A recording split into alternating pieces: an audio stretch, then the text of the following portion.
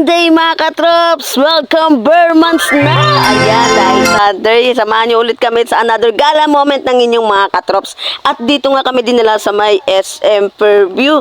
Pagdating nga namin dito, nakatayo pa nga itong napakalaking statwa na to. Di ko alam kung sinong character to, kaya naman yung pamangkin ko for the pictorial na naman. At syempre, hindi rin mawala yung target namin dito na bagong palaruan dahil sa pagkakaalam namin, maganda daw doon at napakalaking palaruan daw yun. Hindi ko sure, hindi ko sigurado kung anong pangalan palaro na yun, pero sa pagkakalam ko yun ang tinatawag na Fantasy World. Kaya naman agad-agad nga namin itong hinanap dahil mukhang malayo pa yung pinanggalingan namin at pinasukan namin kung saan nakapwesto ang bagong palaruan na yun. Balitang-balita ko kasi viral na viral yun sa Facebook at sa TikTok. Kaya naman na-curious kami kung gaano kaganda yun at kung magkano ang entrance fee. So tara mga katrops, hanapin na natin.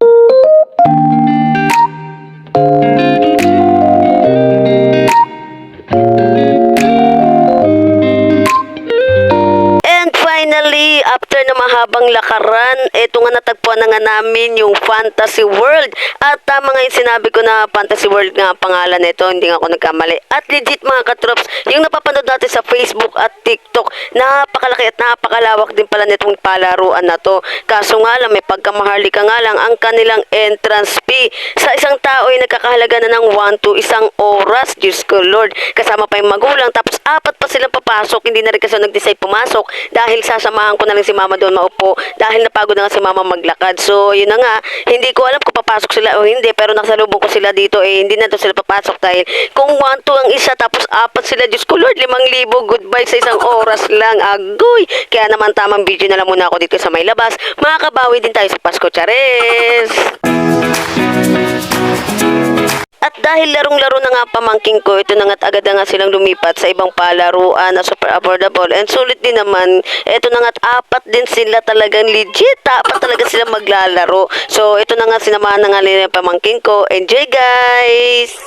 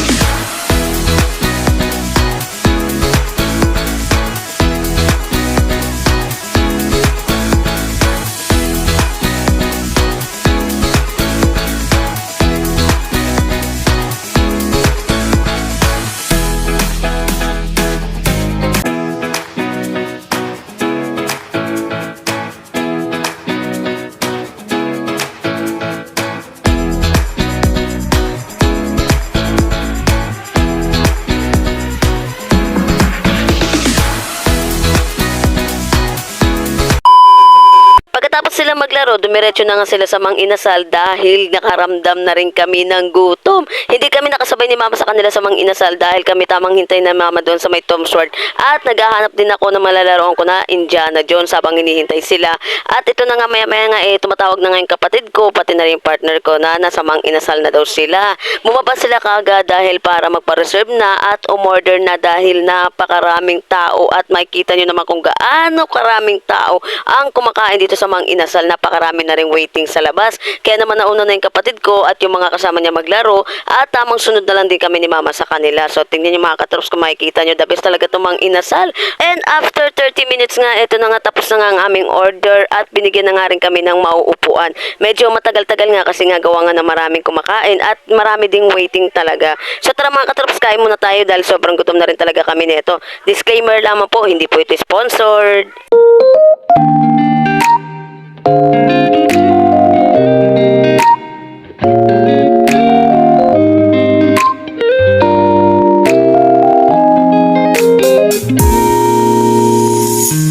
Tell me why 想不透，你让我多么心动。